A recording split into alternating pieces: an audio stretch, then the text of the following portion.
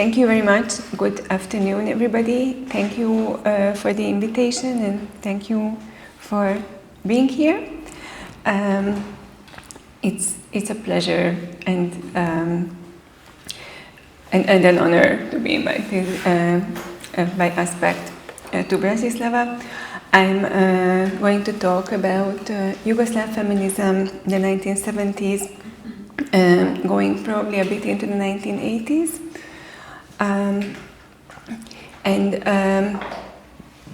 What I'm focusing on, as Mihaela mentioned in her introduction, is how the 1970s in Yugoslavia marked the birth of a new feminist discourse, which was, it's important to emphasize, it was created by intellectual women in the three big cities of Belgrade, Zagreb and Ljubljana.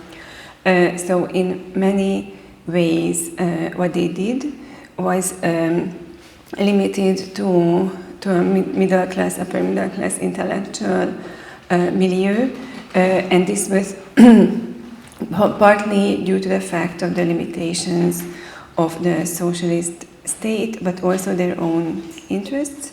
I would also add that it was also growing and expanding into activism towards the end of the 1980s. So this is the very basic background of the story. And another thing to bear in mind that what happened with this new feminism in Yugoslavia was a genuinely innovative take on the already existing tradition of women's emancipation in self-managing socialist Yugoslavia. And it was also an innovative take of what we often call second wave feminism from the West. And I will use this term second wave feminism in my talk, but I'm using it with quotation marks because I'm aware that this is a problematic term. It consciously or unconsciously erases the complicated and much more diverse history of feminism from earlier. I see everyone is nodding. But when we say second wave feminism, we still understand that this is what started in the late 60s, going into the 70s and the 80s. And I think that it was something that was very important in the entire region. In most other countries, it's around 1989 that this phenomenon gets more attention in the public sphere and becomes a widely discussed topic. In Yugoslavia, it's much earlier and it's kind of simultaneous with the development of the second wave in the West, especially Western Europe and North America.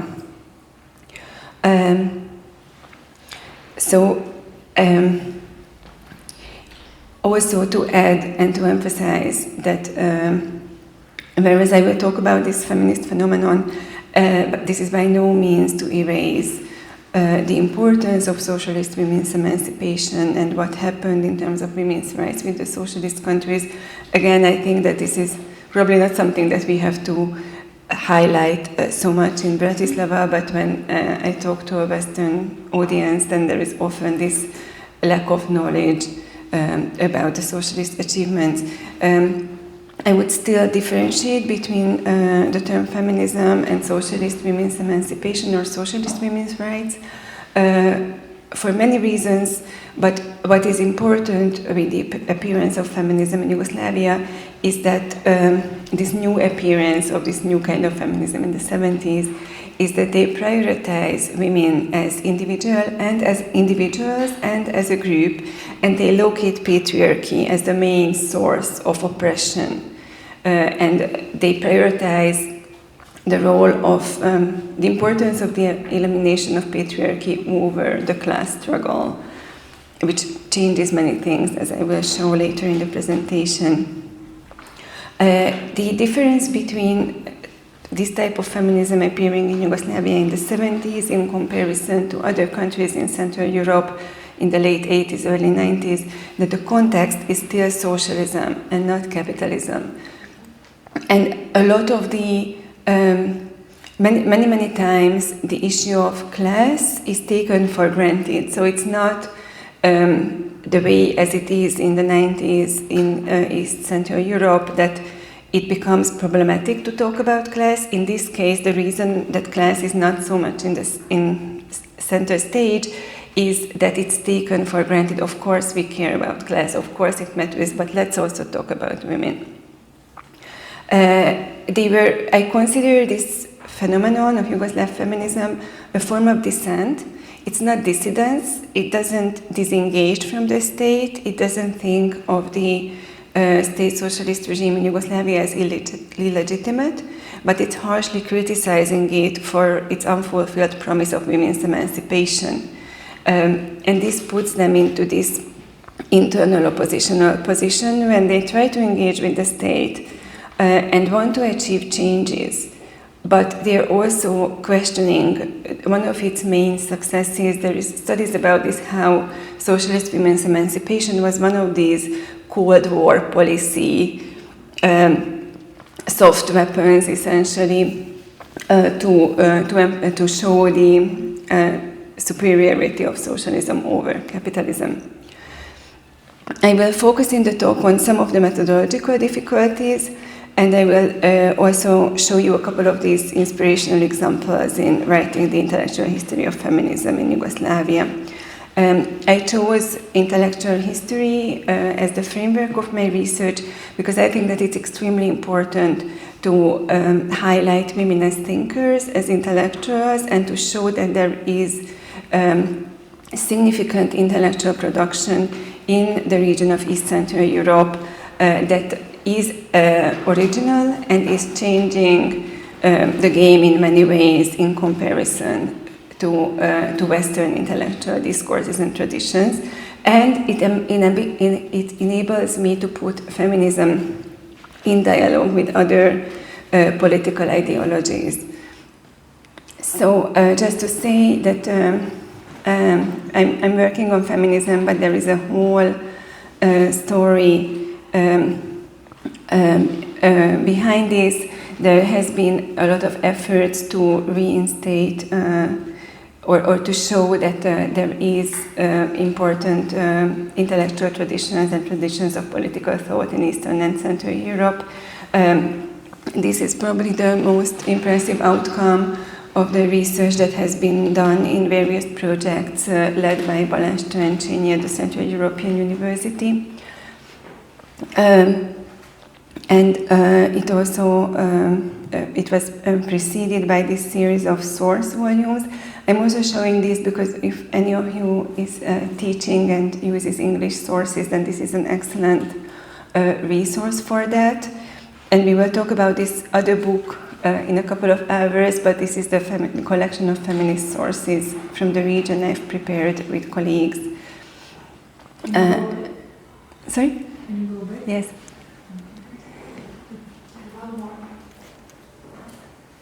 Yes, sorry, I was too quick. And all of these are open access. These are open access on this website, Open Edition. These are not open access, and they are disturbingly expensive, but they can be found elsewhere on the internet. And this one is open access. And this is us. And these are already very interesting journals from former Yugoslavia. But maybe to say a couple of things that may be interesting again to mention is these methodological challenges when I was doing this research. And it is an ongoing challenge actually to make women's intellectual history and feminist intellectual history accepted, especially by those intellectual historians who don't work on the region and only rarely work on women. There is a lot of prejudice about it. Actually, one of the big publishing houses called my work ethnography, and I think that the reason why they think that is because it's taking place in the Balkans, and if you do something on the Balkans, then it must be ethnography and nothing else. My other constant challenge working on Yugoslavia and feminism in the 70s is that everybody wants to talk about the war of the 90s. and there is this very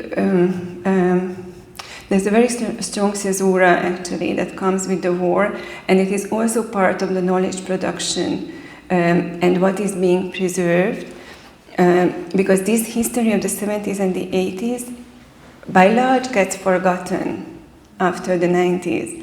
And what was so fascinating about it, that is the women who were producing feminist knowledge in the 70s and 80s, they were reading Western theory and they were inspired by Western theory, but they were always thinking of how to use this for our own benefit. And there was no publication of simply translations at the time. Whenever something was translated, it was immediately contextualized and accompanied with at least one essay explaining why this is relevant for us and how to use this for our own movement in the making.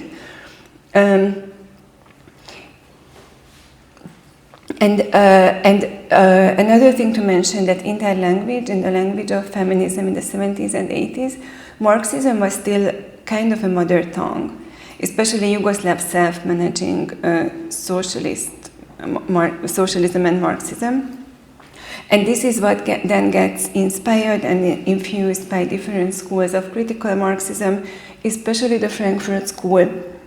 And this is also a fascinating trajectory, that there is a Marxist humanist school in Yugoslavia, the Praxis School.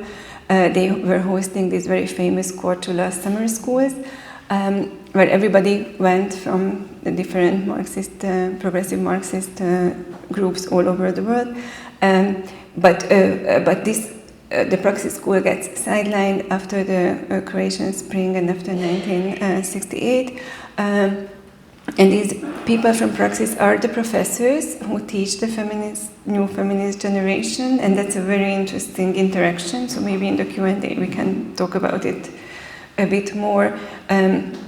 But what mostly they were reading was the Frankfurt School, and they will mostly, I think, in the talk focus on art and literature, just also to fit a bit better into the previous talks and the upcoming talk. But then. But that was still, the Frankfurt School was still one of the most important influences, as well as post-structuralist French feminism. There was a lot of Lucie Rigaray, Julia Kristeva, Hélène Cixous in circulation. New theories of psychology were just as important, and there was a huge influence coming in from the anti-psychiatry movement. And the Yugoslav anti-psychiatry movement is heavily, strongly intertwined with the feminist one.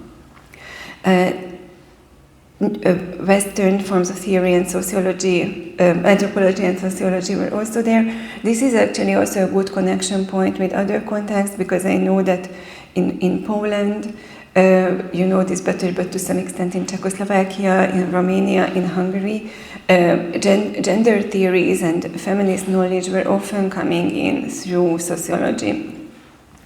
And we cannot forget about the Yugoslav partisan tradition. I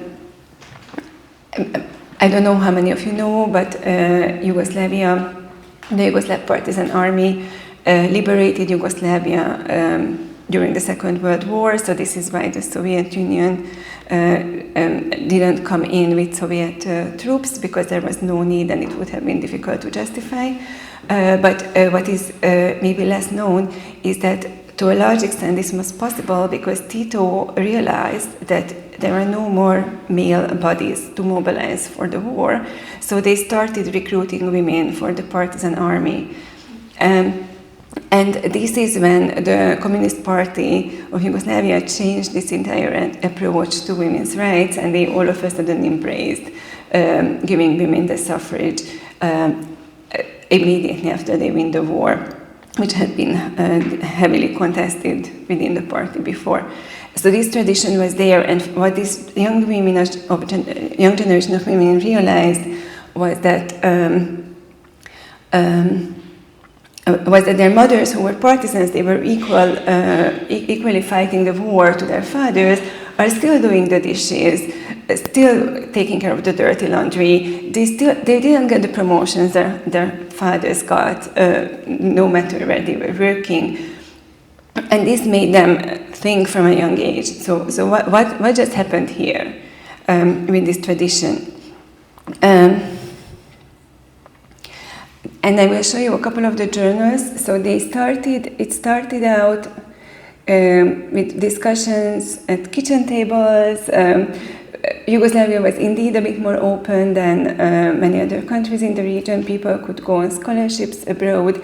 Whoever went abroad brought back some this and that. It's obviously a little bit random what people were reading, because it depended which bookstore you entered, for which book you had money, etc., etc.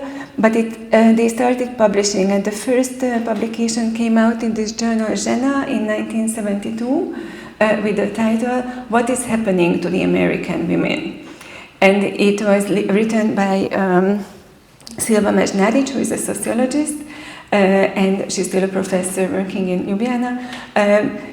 And they were trying to understand what were the demands of American women, and what does this mean for Yugoslav women? Because given the legislation in Yugoslavia, there are many rights that are available to equal education, to abortion, but still there are similarities. And then this issue, what is it that we share, what is it that's different, was what dominated most of the discussions. It was very quickly moving towards also literary theory and Marxist theory, and they founded, among other things, this journal Podkultura, Subcultures, where also the first articles about LGBT identities, lives, and theories were published. And now this is on the more curious side of the story. Bazaar is a glossy women's magazine, which very early on, early meaning early 80s, got a feminist editor, Nida Todorovic, who is also a media scholar, and she invited a feminist psychologist, Zsófia Lóránd, to run this agony ounce section at the end of the magazine. So women were writing to the magazine and were actually getting feminist advice about how to manage their everyday life problems. And then Zsófia Lóránd told me that men were going up to her in the grocery store, telling her that she's destroying their family lives and she's a very harmful person, which was kind of a confirmation to her that she was doing something right there. And then the other one, I censor this journal anytime I show it. It was Start, published in Zagreb, and it was something between the magazine Playboy and a high intellectual dissident magazine. And the reason for this was the curious publication laws and pre-censorship laws in Yugoslavia. There was no pre-publication censorship in Yugoslavia. So there was, of course, a lot of internal control on behalf of everybody, but also you could fund your own publication from the market. And Start was selling quite well because of these images. And you talk to any man who was a teenager in the 80s, and they will tell you how they were keeping and treasuring all the copies from the time. But a couple of very talented young feminist journalists could start working for Start, and they were fighting hard for their place there. One of them, Slavenka Drakulic, is probably more familiar with the name, and the other one was Vesna Kesic, who was also one of the founders of the Violence Against Women networks, and then she was also at the forefront of anti-war activism in the 1990s. And they ended up publishing about articles about what is feminism. They were criticizing pornography on the pages of this magazine. They were engaging with the whole anti-pornography campaign in the US, led by Catherine McKinnon and Andrea Dworkin. And they were their ideas were very interesting and very much telling about the socialist context. because as much as they understood pornography as highly oppressive for women and as a tool of patriarchy, they were also valuing freedom of speech over censorship, and they very much understood how censorship is harmful and how we cannot sacrifice one goal for the other. So just to give an idea of how women were thinking about, I will go back, how they were thinking about feminism in the Yugoslav context and what it could bring, what does it mean, how is it present. I will show you a couple of quotes and explain around these quotes. What was very important as one part of the argument is that feminism is not alien to Yugoslavia. It's not a foreign product, it's not a Western import, but it's local, it's relevant for women. And this is from the essay of the Sarajevo-based social theorist Natalia Sofranic from as early as 1978, where she's arguing that women have been aware of their oppression throughout history. And I find this quote quite beautiful. I will read it out. Throughout the 1,000-year-long oppression of women, women could maintain a relatively autonomous position, while they also had to obey those in power, fit into the system and the existing order. While doing so, they remained in opposition, and they managed to preserve an inner, a different sociability in themselves with the help of psychological resistance, and by constantly reminding themselves of their dissatisfactory position. End of quote. So this is what they were building on, that there is this shared experience, and that women have learned, even if they don't know, they have learned how to resist oppression and how to survive the system. And this is what they were doing, and how they were doing it is what Vera Litwicin called learning a feminist language. And as she said, we were always rethinking our sentences, asking ourselves, how would you say this in the vocabulary of feminism? And she continues, quote, "It was not just words we were translating, it was thoughts." And the role of language and how to move on from this Marxist language of general human emancipation towards a feminist language, how to use a non-violent language, how to talk about rape without victim blaming. A lot of the things that we were already growing up with, or what we are raising our students with, was something they were figuring out at the time. And Vera Litwicin is actually a doctor, she's an ophthalmologist, and she joined the group in Belgrade because during her university studies she somehow found out about this, that humanities students are doing these circles, and she became extremely engaged and active. She was one of those who did mostly activism, but she founded a shelter for girls, for young children who had to, for some reason, run away from their homes, because she realized that there was no place for these girls, that they couldn't go. There was already a shelter for grown women with their children, but the young girls who came without their parents, because potentially both parents were abusive, didn't have a place there. So with this language, and with the shift in language, it's very important how they make conceptual interventions at the time. For example, replacing the discourse on general human emancipation with feminism, and making sure that they actually talk about feminism despite the resistance to the expression, and to replace the discourse on the women's question or woman question, which was anyways discussed as something either resolved or something that's going to be resolved through the class struggle, to say, no, there are feminist issues, there are issues which are about women, let's talk about those.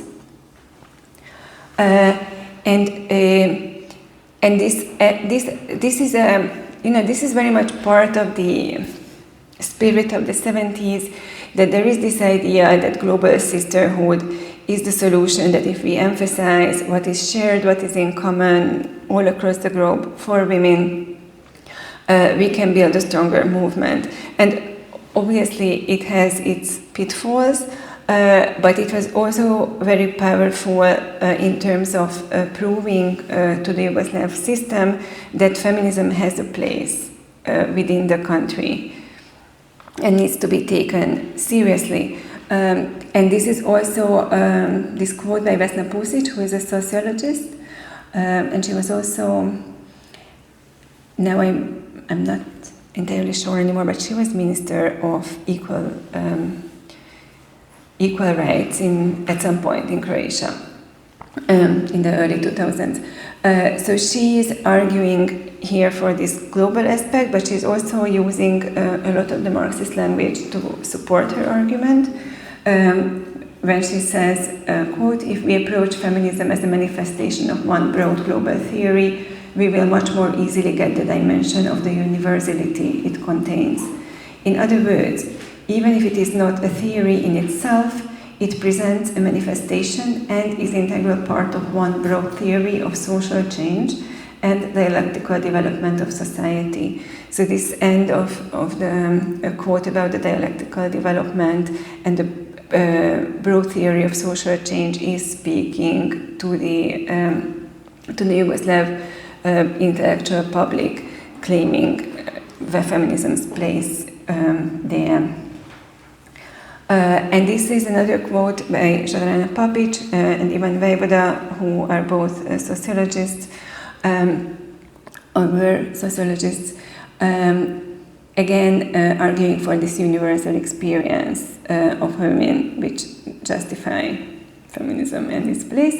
And at the end of the quote is especially relevant here when they say that, quote, though here it is seemingly only about foreign experience, a lot of this experience of women is universal. So there is a lot of arguments along these lines, but there is also a very important shift towards talking to a broader public, as I've shown in the magazines, but especially through activism against violence against women. And interestingly enough, in Yugoslavia, the discourse on violence against women starts in philosophy by philosopher Blaženka Despot, who is the first one to give a typology of violence against women, starting with verbal abuse and going into taking different shapes and forms, including physical violence. She's reading Marx critically through Hegel, and she's building these very complicated and beautiful philosophical claims, but always brings it back to the reality of women's everyday lives.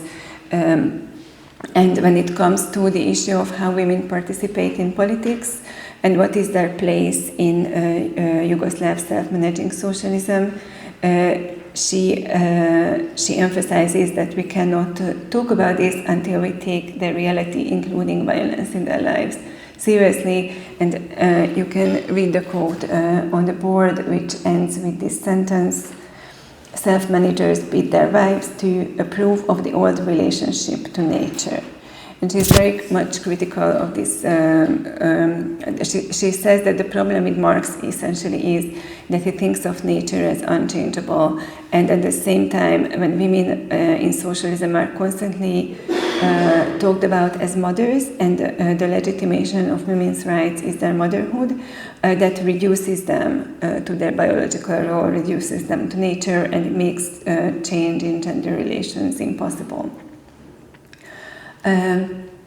Nadezhda Čačinović was another philosopher who was reading critically a lot of Frankfurt School theories, and she argues in one of her essays that, quote, "the development and reassurance of the quality of a liberated and self-conscious woman turns into a precondition of change in contemporary society."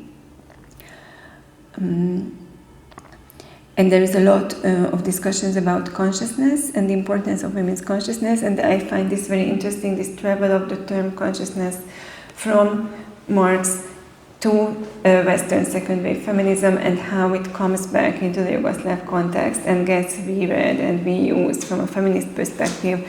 But obviously it speaks to the Yugoslav public because it's part of their own vernacular Marxism, as much as it is part of the new feminist vernacular of feminism.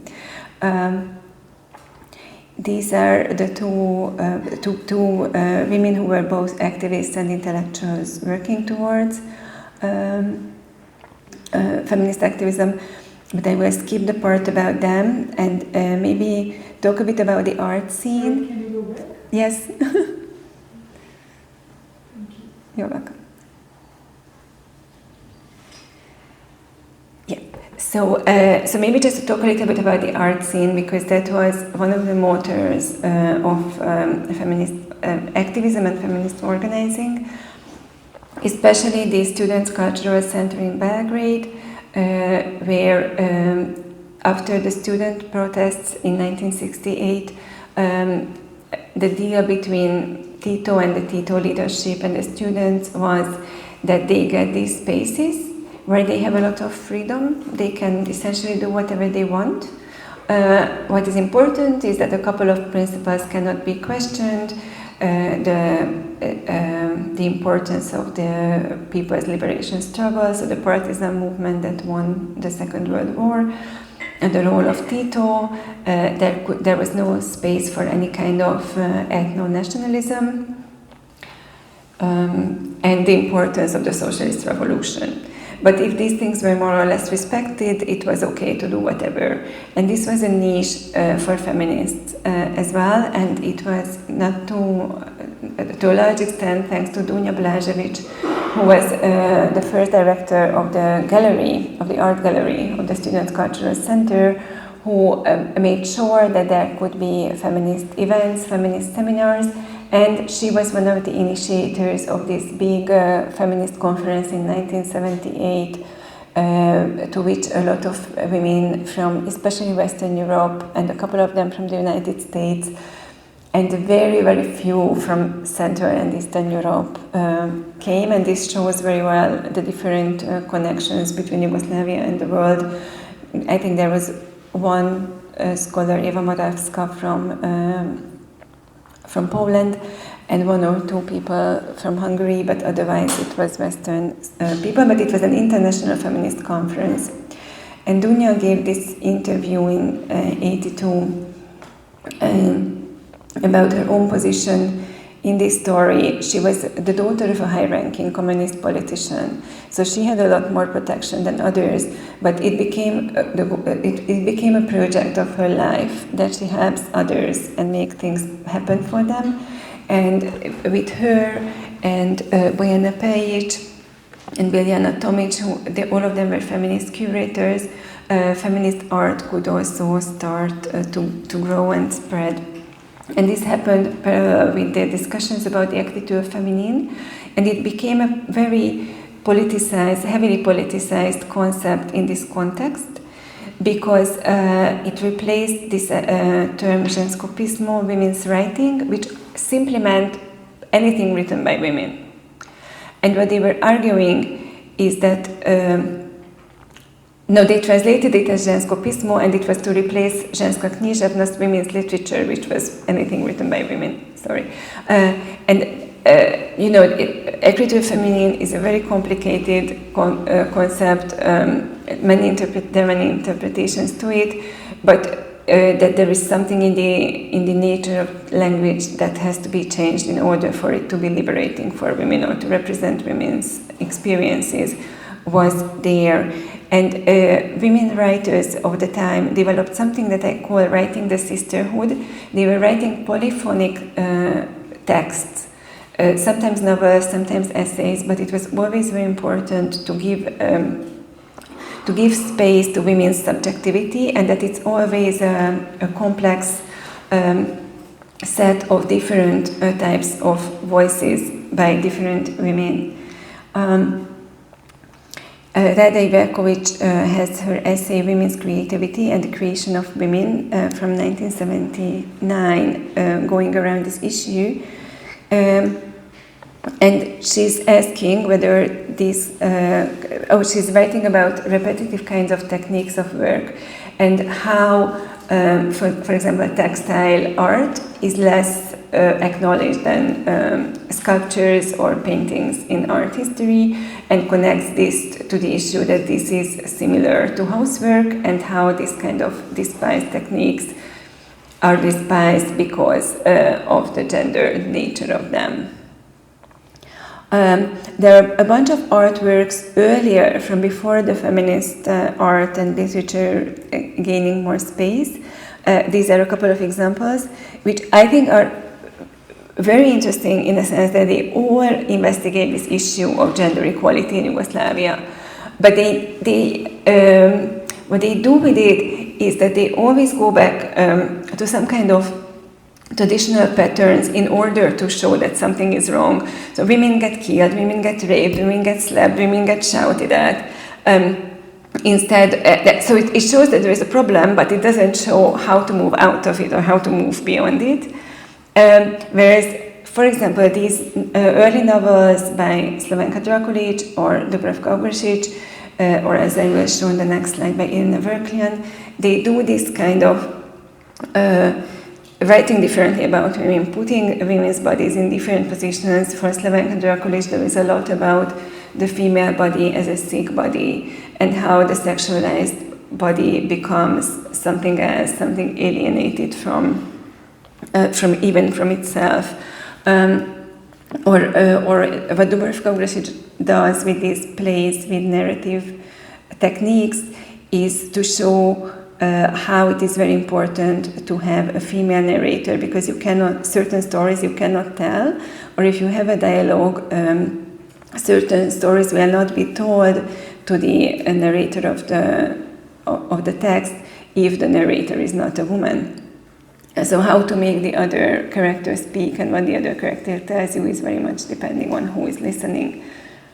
And Irina Verklian was one of the earliest, and she was actually an inspiration both for Drakulić and Ogršić, who was putting these women's experiences into novels. And this is a short quote from her early novel Marina, or about biography. It's about Marina Tsvetayeva, the poet, and the narrator is having this dialogue with Marina Tsvetayeva whilst telling her life story in the book. It is translated into English and it's amazing. No, it's not translated. Or is it? Sorry, I don't know, but it's a very good book. And this is a quote where she's talking to Marina. I will read it out. Is there any way of seeking women, the world in my head? Our happiness in splinters, Marina, that life afterward, shreds of rationality, of discovery. We are composed also of lives that have passed. With this realization, it is possible to fly away from here, this gray zone of Berlin. It is possible to move along other roads, to stay behind the low fences of a suburb of Prague or in Medum. The sounds of planes and cars here immediately retreat. It is possible calmly to accept predicted losses, and so take up residence in the imagined, because we must live somewhere. End of quote. So I read this, that she's creating the imaginary space, the imagined, as a space for women to have dialogues with each other, to share their stories, and to build this kind of female community in literature and in writing. And I have 1 minute left, so I will talk very little, unfortunately, about Sanja Ivaković's work, which is connected to this. So these people were meeting regularly, they were talking to each other, they were reading each other, they were understanding each other, and I think that this is extremely important. This was very important, even if it's not always openly acknowledged by all of the women who were producing this art and literature, that you had an audience, you had an understanding, and you had a language that was open enough for this kind of art to be understood and taken seriously. And this is, I read this piece by Rada Ivakovic as a response to this issue that the literary works were producing as this kind of polyphonic sounds of women. And here she's looking for fellow women artists and showing the desperate difference between the Yugoslav situation and the international one. And this is probably familiar to many of you. It's her performance during Tito's visit to Zagreb. But I will just show you the pictures, and maybe in the Q&A I can explain it, because I think I should stop here, and I'm just showing this drawing by Zsófia Lóránd, which I love, and I show it all the time. So if someone has already seen it because I've shown it to them, sorry. But I think it's beautiful, and it symbolizes very well the feminist attempts during socialist Yugoslav times to change the discourse. And Alice is waiting for a revolution or waiting for the frog to turn into a prince, but it's always the same frog, just in different colors. And women are fighting for a revolution and hope that it will happen, but it somehow is always the same frog. Thank you.